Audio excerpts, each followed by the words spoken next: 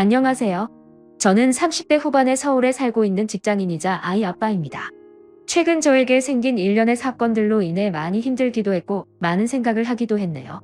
누군가에게 속 시원히 터놓고 말할 수도 없는 내용이라 익명으로나마 이렇게 털어놓습니다. 먼저 제 속사정을 모르시는 분들이 듣기에는 너무나 당혹스럽게 들릴 수도 있으실 거고 저를 비난하실 수도 있으리라 생각됩니다. 하지만 저는 최선의 방법을 선택했고 그 책임은 오롯이 제 몫으로 남았네요. 오랫동안 고민해온 제 이야기를 한번 해볼까 합니다. 저희 부모님께서는 제가 어릴 때 사고로 돌아가셨습니다. 이후 조부모님이 저를 돌봐주시기는 했지만 어릴 때부터 부모님 없이 지내다 보니 가정에 대한 남다른 애착 같은 게 더 있었던 것 같습니다. 막연하게 빨리 가정을 꾸리고 싶다는 생각을 했지만 조부모님까지 돌아가신 이후로 혼자 살아야만 했던 저는 평범한 가정에서 자란 사람들과 달리 주변에 아무런 도움도 받을 수 없었죠. 혼자 살짓고 하는 것부터 힘들었으니까요. 그렇게 살다 보니 내 가정이라는 것에 대한 욕심도 조금씩 내려놓게 되더군요. 그런데 그렇게 어렵게 살아온 제가 몇 년 전에 결혼을 할 수 있었고 얼마 시간이 지나지 않아 예쁜 딸아이의 아빠까지 되었습니다. 세상을 다 가진 기분이었죠. 저와 12살 차이가 나는 아내는 해외여행 중에 처음 만났습니다. 요즘이야 자유여행이 유행이지만 낯선 외국 자유여행이 자신 없었던 저는 여행사의 관광상품을 통해 여러 명이 같이 여행을 한 것이었는데 그곳에서 만난 그녀는 친구와 함께 왔더군요. 대부분의 사람들은 중년의 아주머니들과 아저씨들이었고 저는 일행이었고 그녀와 친구는 단둘뿐이라 가이드를 따라다니는 여행을 하며 자연스레 저를 챙겨주던 그녀들과 이곳저곳의 관광지에서 대부분 셋이 함께 어울리게 되었습니다. 그때까지만 해도 그녀와 그녀의 친구는 저보다 한참 어린 동생이라서 귀엽게만 보았죠. 여행이 끝나고 다들 각자의 일상으로 돌아왔지만 그 5박 6일 사이에 정이 들었는지 그녀와 저는 계속 연락을 이어가게 되었고 별다른 진전 없이 지지부진한 만남만 이어오던 어느 날 결국 그녀는 참지 못하고 저에게 말을 했습니다. 오빠, 이럴 때는 우리 사귀자 하면 되는 거예요. 도대체 썸만 몇 달을 타는 거야? 그렇게 그녀의 고백으로 우리는 연인이 되었죠. 솔직히 말씀드리면 제가 그 이전에는 여자 경험이 별로 없고 오로지 일에만 집중해온 터라 연애에는 쑥맥이었습니다. 하지만 저의 나이답지 않은 소극적인 태도에도 불구하고 그녀는 적극적으로 대시를 했고 저도 그런 그녀에게 매력을 느끼게 되었습니다. 사실 연애를 하면서도 관계의 리드는 그녀가 다 했네요. 어느 장소에 가고 어떤 지역에 있는 맛집을 가고 한복을 입고 고궁에 놀러가는 이벤트를 하는 등 생각도 못해본 데이트를 즐길 수 있었죠. 사실 저는 그냥 따라만 다닌 것 같습니다. 심지어 프로포즈조차도 처음 만났을 때 먼저 말을 걸어준 것처럼 그녀가 먼저 했으니 말 다 했죠. 오빠는 나랑 결혼 안 할 거예요? 이렇게 이쁘고 귀여운 내가 오빠랑 결혼이 하고 싶다는데. 그녀와 몇 달 동안 연애를 하며 저 역시 그녀와 가정을 꾸리고 싶다는 생각을 하기는 했죠. 하지만 12살이라는 나이 차이가 항상 제 발목을 잡더군요. 아직 그녀는 하고 싶은 것도 할 일도 많을 나이인데 저 같은 늑다리 아저씨가 데려간다는 것이 미안하게 느껴졌습니다. 하지만 한편으로는 이렇게나 착하고 똑똑한 여자가 먼저 적극적으로 저를 좋다고 하는데 당연히 기분이 좋았죠. 이런저런 생각으로 고민만 하는 저에게 그녀는 몇 번이고 결혼을 하자 했고 결국 우리는 연애한 지 1년도 되지 않아 결혼 준비를 하게 되었네요. 혼전 임신이나 그런 이유는 아니었습니다. 여자친구는 저보다 나이는 훨씬 어리지만 결혼관이 확고하게 잡혀 있었고 아빠 없이 자라서 그런지 그 누구보다 빨리 결혼을 해 안정적인 가정을 꾸리고 싶어 했습니다. 물론 저 역시 같은 생각이었기에 그녀의 결혼 제안의 나이 차이에 대한 걱정은 묻어두고 결혼을 진행하게 되었죠. 이후 여자친구의 집에 인사를 드리러 간 날 저는 처음으로 장모님을 뵙게 되었습니다. 사실 여자친구는 아버지가 안 계십니다. 여자친구가 아주 어릴 때 돌아가셨다고 들었죠. 그래서 여자친구는 아버지의 얼굴조차 모른다고 했습니다.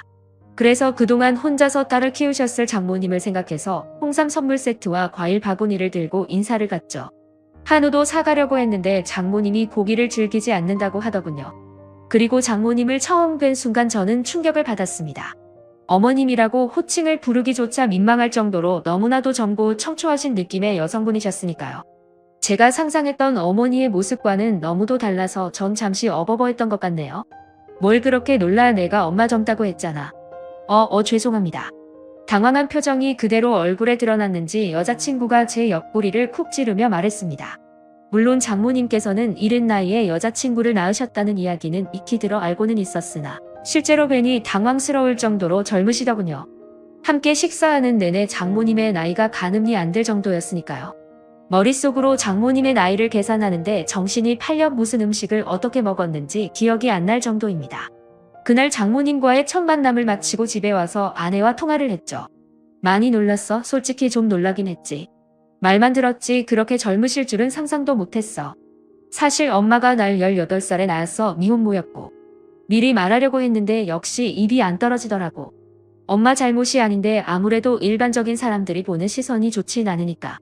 그날 통화를 하며 알게 된 사실이지만 장모님께서는 고등학교 졸업도 하시기 전에 여자친구를 낳으셨다고 합니다. 그리고 장인어른은 사실은 돌아가신 것이 아니라 아이를 가진 장모님을 버리고 도망가 버린 것이라 하더군요. 당시 20살이었던 여자친구의 아버지는 장모님이 임신을 했다고 알리자마자 바로 군대를 핑계로 슬그머니 연락을 끊고 사라졌다 합니다. 이후 장모님께서는 부모님의 도움을 받아 출산을 했고 그런 놈은 있고 살라는 부모님의 권유에 따라 그 남자는 죽었다 생각하고 절대 찾을 생각도 없이 혼자 제 여자친구를 키우신 거죠. 이후 다른 남자 또한 단 한 명도 만나지 않고 오로지 아이만 키우며 살아오셨다고 해요. 그나마 여자친구의 외갓집이 부유한 편이라서 다행히 두 모녀는 경제적으로는 고생하지 않고 생활할 수 있었던 것 같습니다. 아주 어릴 때는 외삼촌이 아빠인 줄 알았어. 하며 웃는 아내가 외갓집에서 얼마나 많은 사랑을 받고 자랐는지 예상이 되더군요. 저 역시 조부모님의 도움으로 성장했지만 제가 자란 환경과 전혀 다른 분위기였다는 것이 느껴졌습니다. 언제나 긍정적이고 밝고 매사 심플하기까지 한 아내 덕분에 저는 언제나 마음이 편했고 나이는 어려도 이 사람은 인생을 함께할 좋은 배우자라고 생각했습니다. 사실 여자친구와 헤어질 생각이 들진 않았습니다. 막연하게 무언가 과연 이게 맞는 건가 하는 생각이 들 뿐이었죠.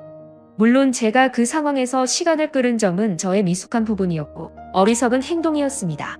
하지만 그 당시에는 제가 느끼는 혼란을 그 누구에게도 말하기조차 힘들더군요. 그런 저의 행동에 여자친구는 더욱 답답하고 힘들었을 테죠. 하지만 저의 불분명한 태도에도 더 이상 보채지 않고 기다려주더군요. 그런 여자친구에게 더욱 미안한 마음이 들었습니다. 그렇게 장모님께 인사를 드린 후 3달 정도 아무런 진전 없이 지내고 있던 어느 날 장모님께서는 자신의 특별한 가정사 때문에 이 결혼이 멈췄다고 생각을 하셨는지 저에게 따로 연락을 해 만나자고 하시더군요. 그렇게 따로 만난 자리에서 장모님은 저에게 말씀하셨습니다. 나 자신과 내 딸의 인생은 완전히 별개라는 걸 알라둬요. 우리 딸은 정말 독립적인 아이죠. 나 역시 사위 될 사람과 내 나이가 5살밖에 차이 나지 않는다는 것이 쉽지는 않아요. 장모로서 사위를 편하게 대하는 것도 쉽지 않고 다른 사람의 구설에 오르내릴 수 있다는 생각도 했어요. 하지만 나도 노력하는 중이에요. 그리고 두 사람이 결혼한 후에는 둘만의 가정을 만들어서 행복하게 살면 되는 거죠. 그러니 나에 대한 어떤 생각도 딸 아이와의 결혼을 결정하는데 영향을 미치지 않았으면 좋겠네요. 그리고 두 사람이 확실하게 결혼을 결정하고 나면 나 역시 사위를 편하게 대할 거예요. 말도 놓을 거고요. 두 사람의 결혼에 나를 넣지 말고 생각하길 바래요. 정말 온화하고 부드럽게 말씀하셨지만 그 말씀 안에는 단호함과 신뢰가 가는 카리스마가 있었습니다. 장모님의 말씀은 한마디로 본인의 존재가 저희 결혼 생활에 불편할 수 있으니 결혼 후에는 저희와 거리를 두고 살아가겠다는 뜻이었죠. 전 장모님의 말씀을 듣고 딸에게 혹여 피해를 끼칠까 하며 걱정하시는 마음을 느낄 수 있었습니다. 장모님과의 만남 이후 제 마음에 불편했던 마음을 내려놓을 수 있게 되었고 마침내 저희는 결혼을 하게 되었습니다. 장모님의 도움을 받아 신도시의 아파트를 분양받을 수 있었고 몇 년 뒤 그 집이 완공될 때까지는 일단 제가 살던 푸른빌라에서 신혼살림을 차리게 되었죠. 그렇게 우여곡절 끝에 행복한 결혼 생활이 시작되었고 아내의 바람대로 결혼하자마자 임신을 하게 되었죠. 아내의 소원은 단란한 가족의 생활이었습니다. 그리고 아내는 무사히 건강하고 예쁜 딸아이를 출산했습니다. 아이가 태어나니 현재 지내고 있는 집이 좁게 느껴지기는 했지만 얼마 후면 새 아파트가 완공될 예정이었기에 우리는 마냥 행복하기만 했습니다. 그런데 사람이 뭔가 마음이 불편하고 내키지 않을 때는 다 그럴 만한 이유가 있는 것일까요? 행복한 생활에 빠져 있기도 잠시 우리 가정은 한순간에 산산이 부서지고 말았습니다. 혼자 아이를 돌보며 손목에 무리가 온 아내가 하루는 저에게 아이를 맡기고 병원에 다녀오던 중 음주운전자가 낸 교통사고를 당하게 된 것이죠. 사고 직후 화재까지 일어난 큰 사고였기에 아내는 손써볼 틈도 없이 그 자리에서 사망하고 말았습니다. 그렇게 사랑스러운 제 아내는 이제 돌도 되지 않은 딸아이만 남겨둔 채 하늘나라로 가고 말았죠. 저는 아무것도 할 수 없었죠. 아내의 갑작스러운 죽음은 저에게도 감당할 수 없는 큰 충격이었기 때문입니다. 어떤 정신으로 장례를 치렀는지조차 모르겠네요. 사망사고를 낸 음주운전자는 실형을 살게 되었고 보험금도 나왔지만 그것으로 저와 딸아이의 충격까지 보상받을 수 있는 것은 아니었습니다. 그나마 한 가지 다행인 것은 딸이 아직 아기여서 엄마의 죽음을 인지할 수 없다는 것이었죠. 하지만 제가 할 수 있는 것은 아직 젖도 떼지 못한 딸을 안고 우는 것밖에 없었습니다. 이 모든 것이 다 제 탓이라는 자책감에 너무 괴롭기만 할 뿐이었죠. 딸아이를 지키고 키워야 하는 생각조차 하지 못할 정도로 아내를 잃은 슬픔을 감당할 수 없었습니다. 결국 저는 정상적인 생활을 하지 못할 정도로 폐인이 되었고 먼저 간 아내를 따라가고 싶다는 생각을 하기에 이르렀죠. 그런 어둠의 시간을 보내던 어느 날 오랜만에 집에 초인종이 울렸습니다. 이서방, 집에 있어? 시끄러운 벨소리에 정신을 차려보니 장모님이 찾아오셨다군요. 저는 자고 있는 아기를 살핀 후 조심스레 문을 열었습니다. 아이고, 집이 꼴이 이게 뭐야? 지민이는? 하며 들어온 장모님은 가장 먼저 아이를 살피고 바로 집안일을 하기 시작했습니다. 아내가 그렇게 떠났어도 아이는 지켜야지. 지금 이게 뭐 하는 거야? 회사도 안 간 거야? 어린 지민이 두고 내 딸 따라가기로 마음먹은 거야. 그런 장모님의 모습을 보며 아무런 말도 하지 못했죠. 그날 이후 장모님은 매일매일 찾아오시다가 언젠가부터는 지민이와 함께 옆방에서 주무시며 아이를 봐주셨습니다. 솔직히 저는 혼자 지내고 싶었지만 아기 때문에 어쩔 수 없었어요. 처음에는 그렇게 막무가내로 오신 장모님이 귀찮고 불편했습니다. 하지만 장모님 덕분에 무사히 일상으로 돌아올 수 있었고 회사로 복귀할 수도 있었죠. 무엇보다 아이에게 엄마의 빈자리를 채워줄 수 있어 다행이라는 생각이 들었죠. 그때 장모님이 저희 집으로 찾아오지 않으셨다면 제가 어떤 선택을 했을지는 아무도 모를 일입니다. 분명히 전 아이에게 좋은 아빠가 되어주겠다고 약속을 했는데 아내와의 갑작스러운 이별을 하며 제 슬픔에 도취되어 아이조차 생각하지 못한 거죠. 장모님이 오신 이후 힘들지만 다시 하루하루를 살게 되었습니다. 그리고 그 지민이의 돌이 지나고 얼마 후에 분양받은 집이 완공되어 저와 아이 그리고 장모님은 그 집으로 이사를 하게 되었습니다. 새로운 환경으로 옮기고 한 해 두 해 지나며 아내에 대한 슬픔도 조금씩 잊혀져 가는 듯 했습니다. 장모님께서는 지극정성으로 저의 딸을 키우시며 본인 딸을 잃은 슬픔을 견뎌 나가셨던 것 같습니다. 물론 저에게도 잘해주셨습니다. 아침밥을 항상 챙겨주셨고 퇴근 후 같이 식사할 때도 많았죠. 저 대신 아이를 돌봐주시는 장모님이 힘들지 않도록 집안일에도 신경을 썼습니다. 그리고 주말에는 장모님과 아이를 데리고 놀이공원에 가기도 했고 다른 주말에는 장모님이 쉴 수 있도록 제가 아이를 데리고 놀러 가기도 했죠. 그렇게 지내다 보니 조금씩 장모님에 대한 친근감과 편안함이 더해 망갔습니다. 그리고 저희 딸은 장모님의 보호 아래 무럭무럭 자라서 5살이 되었습니다. 그러던 어느 날 퇴근길에 제가 장모님 드리려고 맛있다는 빵집에 들려 빵을 사다 드렸죠. 이 집 빵이 맛있대요. 좋아하실 것 같아서 사왔어요. 장모님은 한입 베어 드시고는 어머 정말 맛있네. 한번 먹어봐. 하며 너무나 자연스럽게 빵을 잘라 제 입에도 넣어주시는데 받아 먹으면서도 흠칫하는 기분이 들더군요. 사실 이런 것은 연인이나 부부 사이에서나 할 법한 행동이었죠. 장모님 역시 본인의 행동에 순간 겸연적 하시는 것 같았습니다. 정말 맛있네요. 많이 드세요. 하며 어색한 목소리로 무마하기는 했지만 다시금 머리가 복잡해져 왔습니다. 사실 지금 딸아이가 장모님을 엄마로 알고 있거든요. 아직 어린 딸에게 엄마가 없다는 것을 알려주는 게 좋을지 판단이 서지 않았고 자연스레 할머니를 엄마로 생각하고 있는 아이에게 어떻게 바로 잡아줘야 할지 방법도 모르겠어서 그대로 방치를 해왔죠. 하지만 이것을 깊이 생각하지는 않았습니다. 아이 기준으로 그냥 엄마 아빠라고만 생각했을 뿐 장모님과 제가 부부인 것은 아니니까요. 그런데 아이가 어린이집을 다니면서는 상황이 조금 달라졌습니다. 입소는 제가 시키기는 했지만 장모님이 아이의 등하원을 해주고 계시기 때문에 자연스럽게 엄마들 사이에서도 장모님이 딸의 엄마가 되어 있었죠. 그리고 놀이터에서 아이들이 놀 때도 장모님이 아이의 엄마로 인식되어 있었습니다. 하지만 저도 장모님도 이것을 굳이 바로 잡으려는 노력을 하지는 않고 지냈네요. 그러던 어느 날 조금 이른 퇴근을 했더니 아이가 놀이터에서 놀고 있더군요. 그리고 장모님은 아이 엄마들과 함께 어울리고 계셨습니다. 놀이터로 다가가 아이 이름을 부르자 아이가 아빠하며 쪼르르 달려와 안겼고 함께 있던 엄마들은 당연하다는 듯이 지민이 아빠시구나 안녕하세요 하고 인사를 하더군요. 그리고 장모님에게 지민 엄마 얼른 가요 지민 아빠 오셨네 라고 말했습니다. 저는 그 대화를 듣고 뜨끔하는 생각이 들었지만 아무렇지 않은 척 조용히 목례를 하고 돌아섰고 장모님 역시 먼저 들어갈게요 하고 저와 아이와 함께 집으로 들어오셨죠. 그날 이후 장모님도 저도 서로 그에 대한 이야기는 한 번도 꺼내지 않았습니다. 하지만 머릿속이 복잡해지는 것은 어쩔 수 없더군요. 사실 이 아파트로 이사한 이후 장모님과 저는 잠자리만 하지 않았지 거의 부부처럼 지내왔습니다. 알고 지내는 이웃 주민들 거의가 저와 장모님을 부부로 생각하고 있다면 말 다 했죠. 저희 장모님께서 나이 많은 어르신 같은 느낌도 아니고 솔직히 제가 친하게 지내는 선배가 저희 장모님과 동갑입니다.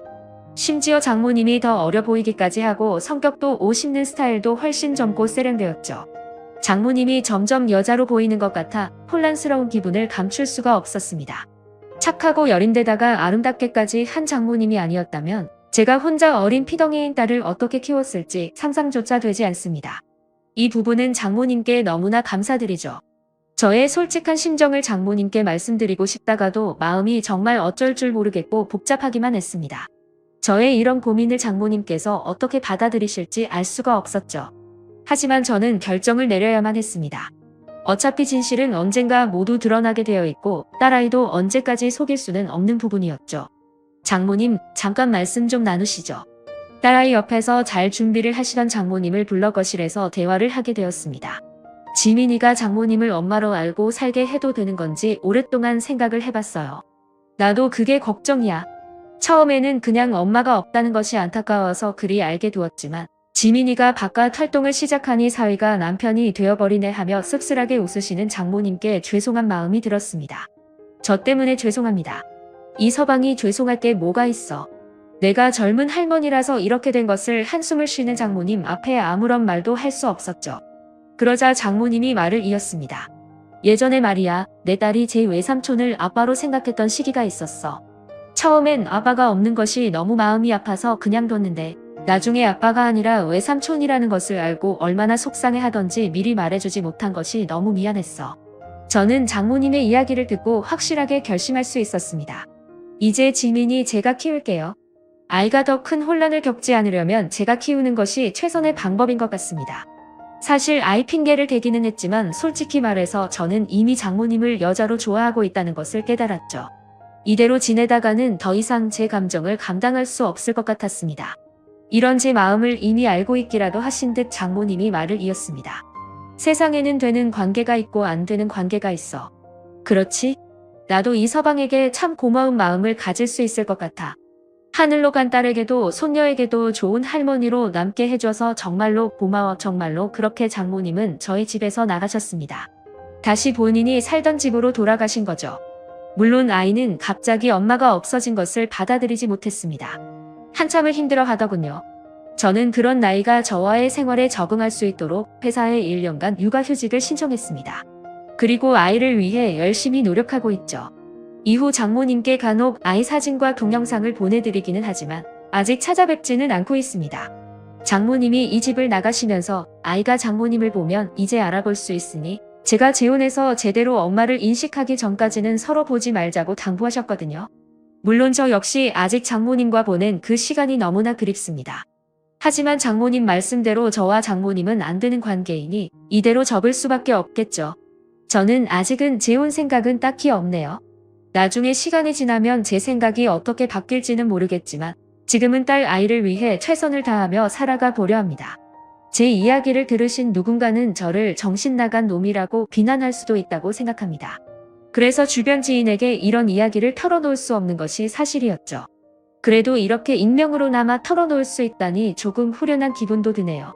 저의 조금은 부끄러운 심정을 담은 이야기를 읽어주신 분들 여러분의 가정에 행복 많이 가득하시고 좋은 추억 많이 만드시길 기원합니다. 지금까지 제 이야기를 들어주셔서 고맙습니다. 네, 오늘 사연은 여기까지입니다.